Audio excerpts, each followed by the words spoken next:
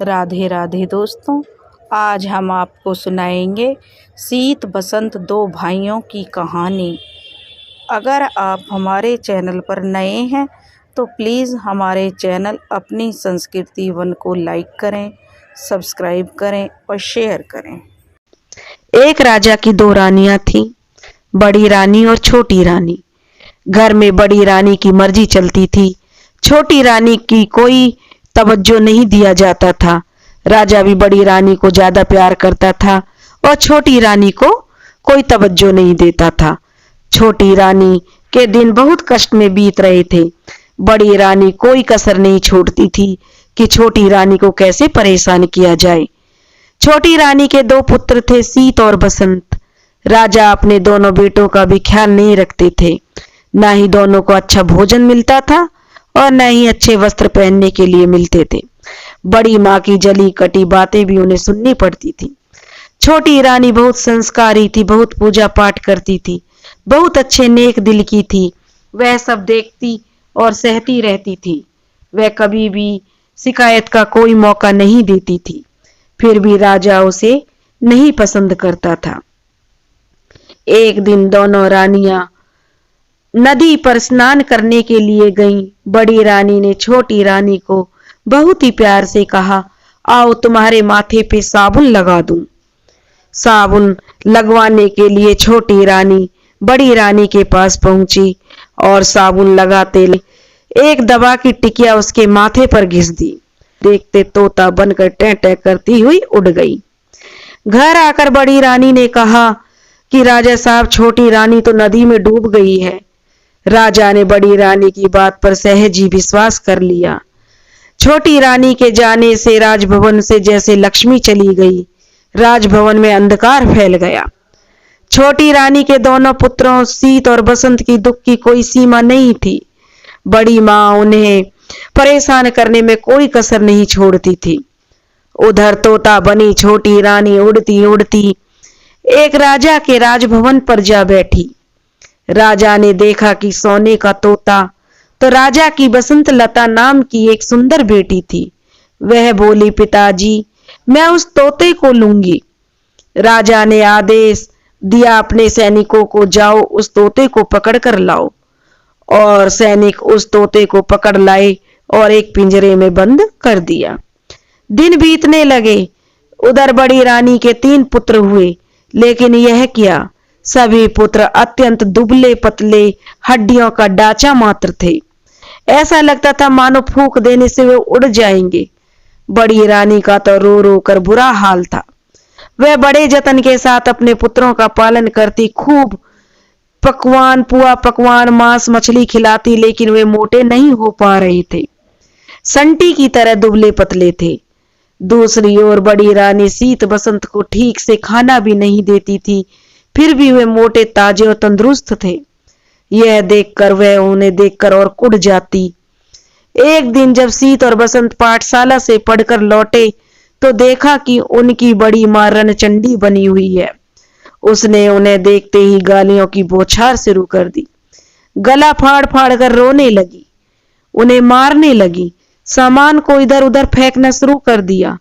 जब राजा को इस बात की सूचना मिली तो वे दौड़े दौड़े आए और उससे पूछा कि तुम्हें क्या हो गया। रानी गुस्से से थर थर कांपती हुई बोली, मेरी सौत के ये दोनों पुत्र जब देखो मुझे उल्टा सीधा बोलते रहते हैं, गालियां देते हैं। जब तक मैं इनके खून से स्नान न कर लूं मेरा कलेजा ठंडा नहीं होगा। राजा ने कहा, ऐसा ही होगा। फिर उसने जल्लादों को बुलवाया और आदेश दिया कि इन दोनों भाइयों को मारकर इनका खून लाकर बड़ी रानी को दे दो। शीत बसंत का तो रो रो कर बुरा हाल था, पर जल्लाद तो राजा के आदेश का पालन करने वाले थे। उनको तो राजा के आदेश का पालन करना ही था। सो उनके हाथ पैरों को रस्सियों से बांधकर बलि देने के लिए वह ले जाने लगा। शीत बसंत के चीख पुकार को सुनने वाला वहां कोई नहीं था। जल्लाद शीत बसंत को एक जंगल में ले गया। वहां उसके वस्त्र उतरवा लिए और पेड़ की छाल उन्हें पहना दी, क्योंकि जल्लाद को शीत बसंत पर बहुत दया आ गई थी। वह उसके कपड़े उतरवा लिए और पेड़ की छाल उन्हें पहना दी। और सीत बोला, भाई हमारे भाग्य में क्या यही था? जल्लाद ने उनके हाथ पैर खोल दिए और डबडबाई आंखों से कहा, राजा की आज्ञा है राजपुत्र, क्या करता, मुझे तो मानना ही था, पर तुम लोगों को मैंने अपनी गोद में खिलाया है, मैं तुम्हारा खून कैसे कर सकता हूं? मेरे भाग में जो लिखा है वह तो होगा ही। तुम एक काम करो, जो पेड़ की बक्कल के ऊपर चादर ओढ़ लो और इस जंगल से निकल जाओ। कोई तुम्हें राजपुत्र के रूप में पहचान नहीं पाएगा। यह कहकर उसने जंगल से बाहर निकलने का मार्ग दोनों भाइयों को बता दिया और खुद राजभवन की एक तरफ लौटने लगा। रास्ते में उसने एक कुत्ते और सियार को मारा और उसका खून बड़ी रानी को दे दिया। खून पाकर बड़ी रानी बहुत खुश हुई। उसने उस खून से स्नान किया और खिलखिलाती हुई अपने पुत्रों को अत्यंत स्वादिष्ट भोजन कराया और खुद भी खाया। सीत बसंत दोनों भाई जंगल के रास्ते आगे बढ़े। वे चलते ही जा रहे थे, पर जंगल का कोई अंत उन्हें नहीं दिखाई दे रहा था। थक कर वे एक पेड़ के नीचे बैठ गए। बसंत ने कहा, भाई बहुत प्यास लगी है, पानी मिलेगा? सीत बोला, हम लोग इतनी दूर तक चलकर आए हैं, पर पानी तो हमें कहीं नहीं दिखाई दिया, परंतु प्यास के कारण मेरी बहुत बुरी हालत हो गई है। बसंत बोला, ठीक है, मैं पानी की खोज में जाता हूं और तुम यहां बैठकर मेरा इंतजार करो। सीत पानी की तलाश में चला। एक जगह उसे एक तालाब दिखाई दिया। समस्या यह थी कि अब पानी लेकर कैसे जाए। उसे अपनी चादर का ख्याल आया। अगर चादर को पानी में अच्छी तरह भिगोकर ले जाया जाए तो बसंत की प्यास मिट सकती है। यह सोचकर वह तालाब में उतर गया। जिस राज्य की सीमा के अंतर्गत वह तालाब था, उस राज्य के राजा का अचानक देहांत हो गया था। राजा की कोई संतान नहीं थी। समस्या उत्पन्न हुई कि राज सिंहासन पर कौन बैठेगा। सिंहासन तो खाली नहीं रखा जा सकता। इस पर काफी विचार विमर्श हुआ और अंत में मंत्रियों और प्रजा ने मिलकर तय किया कि जिस व्यक्ति के माथे पर राज तिलक होगा उसे ही सिंहासन पर बैठाया जाएगा। योजना अनुसार एक सफेद हाथी की पीठ पर सिंहासन बांधकर हाथी को छोड़ दिया गया।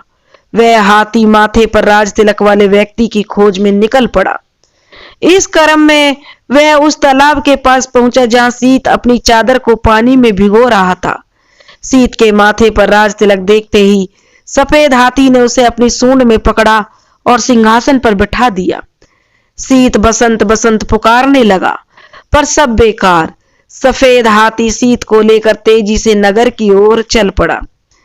इधर बसंत पेड़ के नीचे बैठा भाई के आने का इंतजार कर रहा था। बहुत देर तक जब उसका भाई नहीं आया तो डर के मारे वह रोने लगा।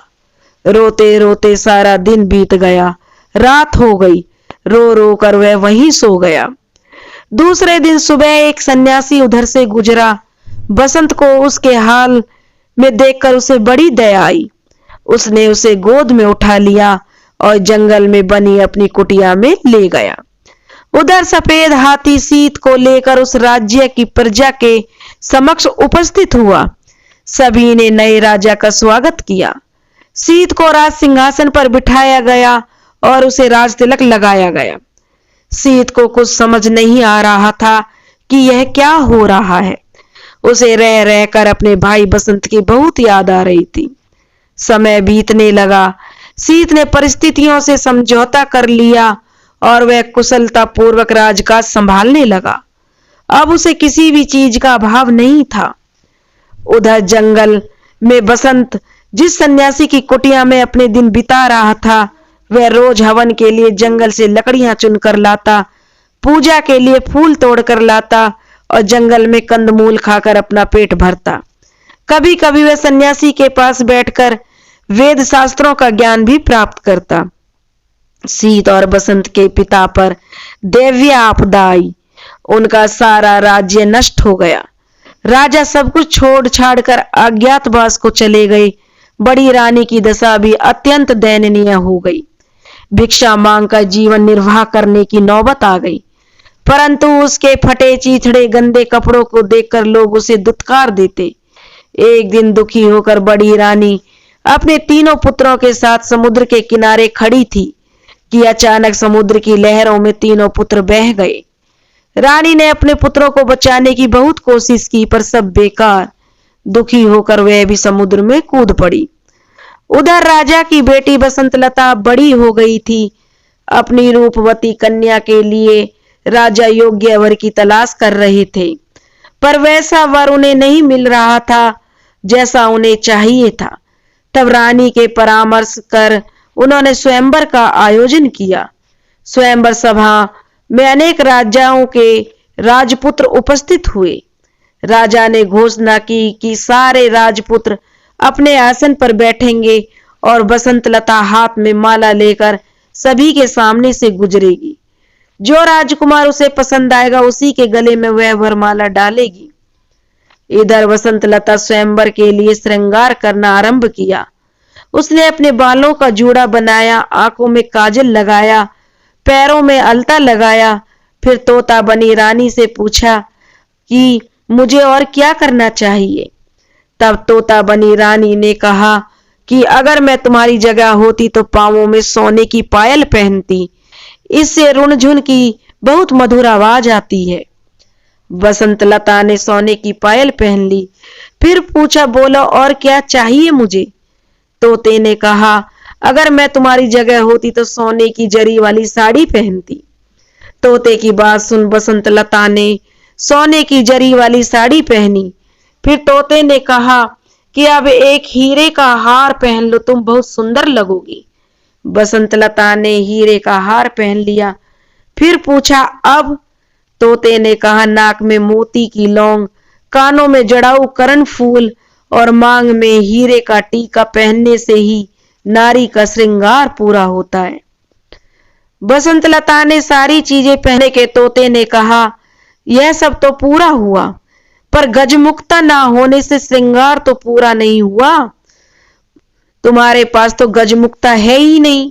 अगर स्वयंवर में आए राजकुमारों में से कोई गजमुक्ता ला दे तो समझना वही तुम्हारे योग्य वर है। यह सुनकर बसंतलता ने सारे साज श्रृंगार उतार दिए और घोषणा करवा दी कि जो राजकुमार उसके लिए गजमुक्ता लाएगा उसी से वह विवाह करेगी। घोषणा सुनते ही सारे राजकुमार गजमुक्ता की खोज में निकल पड़े। राजकुमारों ने सुना कि सभी हाथियों में गजमुक्ता नहीं होती है। समुद्र के किनारे पाए जाने वाले किसी किसी हाथी में ही गजमुक्ता होती है। अतः सारे राजकुमार समुद्र की ओर चल पड़े। समुद्र के किनारे पहुंचते से पहले ही हाथियों के एक झुंड ने उन पर धावा बोल दिया, जिस कारण अनेक राजपुत्रों के हाथ पैर टूट गए, अनेक घायल हो गए और इस तरह सब हताश और निराश होकर वापस लौट आए। कुछ दिनों बाद यह समाचार सीत राजा के कानों तक पहुंचा।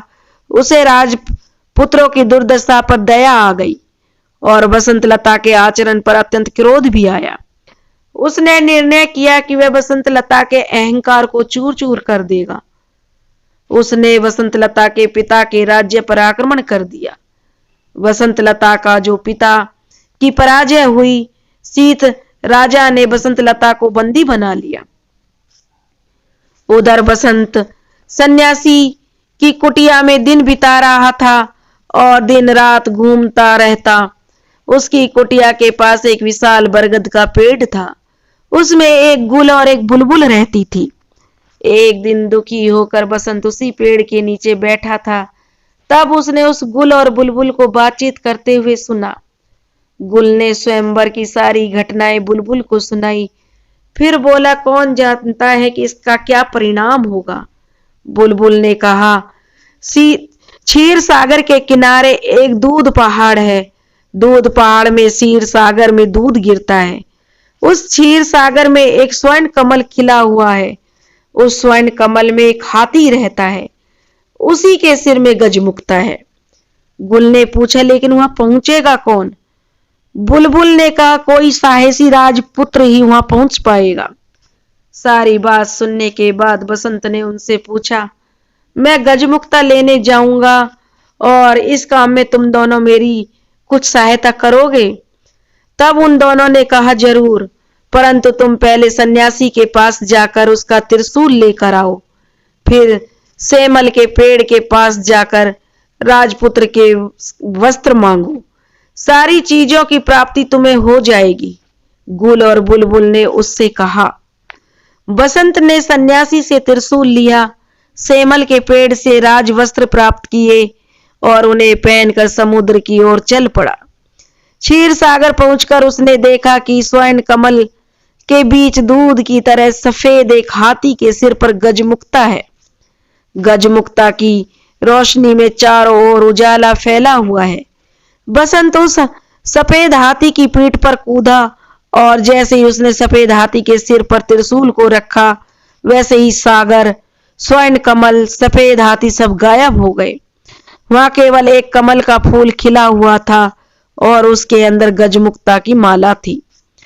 मनुष्य की आवाज में कमल के फूल ने पूछा, निश्चय ही तुम राजपुत्र हो, कौन सा राज्य है तुम्हारा?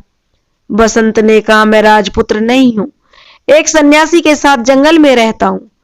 ठीक है, तुम गजमुक्ता को अपने सिर पर और मुझे अपने हृदय पर रख लो और इसके साथ ही तुम्हारा ही इस जो बसंत लता है उसके साथ ही तुम्हारा विवाह होगा और तुम्हारा जीवन सुख से बीतेगा। बसंत क्षीर सागर के बालू पर चलता हुआ वापस लौटने लगा। तभी उसे कुछ आवाजें सुनाई पड़ी, हम लोगों को भी साथ ले चलो भाई। वह भौचक्का होकर चारों ओर देखने लगा। उसे आसपास कोई नहीं दिखा। वह आगे बढ़ा तो फिर वैसी ही आवाजें आईं। उसने गौर से बालू को देखा तो उसे लगा कि उसके पैर के पास बालू के अंदर से आवाज आ रही है। उसने त्रिशूल से वहां का बालू हटाया तो देखा कि वहां 3 सोने की मछलियां थीं। वह उनके साथ जाने के लिए बोल रही थी, इसलिए उसने उन तीनों सोने की मछलियों को उठाया और अपने साथ लेकर चल पड़ा। उधर सीत राजा शिकार खेलने निकला था। एक दिन सारा दिन भटकने के बाद भी उसके हाथ एक भी शिकार नहीं लगा। थक कर वह एक पेड़ के नीचे बैठ गया। अचानक उसे याद आया कि वह अपने भाई बसंत को इसी पेड़ के नीचे छोड़कर पानी लाने गया था और फिर एक हाथी उसे एक राज्य में ले गया, जगह लौटकर नहीं आ सका था। बसंत का क्या हुआ, कहां गया होगा, वह जीवित होगा या नहीं, यह सोचकर वह रो पड़ा और अपने राजभवन में लौटने के बाद भी वह केवल बसंत के बारे में सोचता रहा। उधर बसंत गजमुक्ता लेकर बसंत लता के राज्य में गया तो वहां उसे पता चला कि सीत राजा बसंत लता को बंदी बनाकर अपने राज्य में ले गया है। बसंत सीधा सीत राजा के राजभवन में पहुंचा। राजा के अंगरक्षकों को 3 सोने की मछलियां देकर कहा, अपने राजा से कहो कि बसंत लता को छोड़ दे। लेकिन सीत राजा तो अपने भाई के शोक में डूबा अपने कमरे का दरवाजा बंद कर अंदर बैठा हुआ था। राजा की आज्ञा की प्रतीक्षा में बसंत 7 दिनों तक हाथ में त्रिशूल लिए सिर पर गजमुक्ता रखे राजमहल के सामने बैठा रहा। 8वें दिन राजा थोड़े सामान्य हुए तो दासियां सोने की मछलियों को काटने बैठी, लेकिन आश्चर्य, मछलियां बोल उठी, हमें ना काटो, हम राजा के भाई हैं। अंगरक्षकों ने जब सीत राजा को बसंत की बात बताई तो वे स्वयं राजभवन से बाहर आए और वहां अपने भाई बसंत को देखकर दौड़कर उसे अपने गले से लगा लिया। तभी वे दासियां उन बोलने वाली सोने की मछलियों को लेकर राजा के पास पहुंची, लेकिन आश्चर्य, सीत राजा के हाथ लगते ही तीनों मछलियां 3 मनुष्यों में बदल गईं। उन्हें देखते हुए पहचान गए, वे बड़ी रानी के पुत्र थे, सीत बसंत के सौतेले भाई। सीत बसंत ने बड़ी रानी और राजा के दुर्भाग्य की सारी बातें उनसे सुनी और उनकी आंखों में आंसू बहने लगे। 5 भाई आनंद पूर्वक राजभवन में रहने लगे। सीत राजा अपने भाई बसंत के विवाह की तैयारियां करने लगा। उसने बसंत लता के पिता के पास समाचार भेजा कि उन्हें मुक्त किया जा रहा है। पिंजरे के तोते ने बसंत लता को खुशखबरी दी कि गजमुक्ता लेकर राजपुत्र आ गया है। बसंत लता बोली कि मैं जानती हूं, उसी समय एक दासी दौड़ी हुई आई और उसने प्रसन्नता पूर्वक कहा कि गजमुक्ता लाने वाले राजपुत्र राजा सीत के बड़े के ही भाई हैं। बसंतलता बहुत खुश हुई। उसने तय किया कि वह अपने प्रिय तोते को आज अपने हाथों से स्नान कराएगी। उसने कपिला गाय के दूध में कच्ची हल्दी को पीसकर दूध में मिलाया और उससे तोते को स्नान कराने लगी। स्नान कराते समय बसंतलता के हाथ से तोते की दवाई पुछ गई। देखते ही देखते तोता एक सुंदर नारी बन गया। बसंतलता के आश्चर्य की कोई ठिकाना नहीं था। उसने पूछा कि तुम कौन हो, परी हो या देवी हो? तब रानी बोली कि मैं राजरानी हूं, सीत और बसंत मेरे ही बेटे हैं। उसके बाद उसने अपने साथ घटी सारी बातों को उसे बता दिया। अगले दिन बसंतलता के साथ बसंत का विवाह धूमधाम से संपन्न हुआ। विदा के समय बसंतलता ने अपने पिता से कहा कि मैं पालकी में अकेली जाऊंगी। पिता ने पूछा क्या बात हुई है? बसंतलता बोली मैंने प्रण किया है कि सुबह प्रार्थना के समय अकेली रहूंगी। पिता बोले ठीक है, जैसा तुम चाहती हो वही होगा। सभी से विदा लेकर बसंतलता सुंदर पालकी में बैठ गई। उसने चुपके से छोटी रानी को भी अपनी पालकी में बैठा लिया। बसंत भी अपनी पालकी में बैठ गया। सीत राजा के महल के पास जब पालकी रुकी तब उसने बसंतलता के अलावा एक अपूर्व सुंदर नारी को देखा तो सब उसे आश्चर्यचकित होकर देख रहे थे। उसने पालकी से उतरते ही पूछा कहां है मेरे सीत बसंत, मेरे पास आओ। मां की पुकार सुनकर सीत बसंत दौड़ कर आए और उससे लिपट गए। बड़ी रानी के तीनों पुत्र भी दौड़कर वहां पहुंच गए। इस सुखद समाचार को सुनकर थोड़े ही दिनों बाद राजा भी लौट आए और इस प्रकार छोटी रानी के दुखों का अंत हुआ और सभी के दिन सुखपूर्वक बीतने लगे। बड़ी रानी का देहांत हो चुका था और राजा को अपनी गलतियों का एहसास था।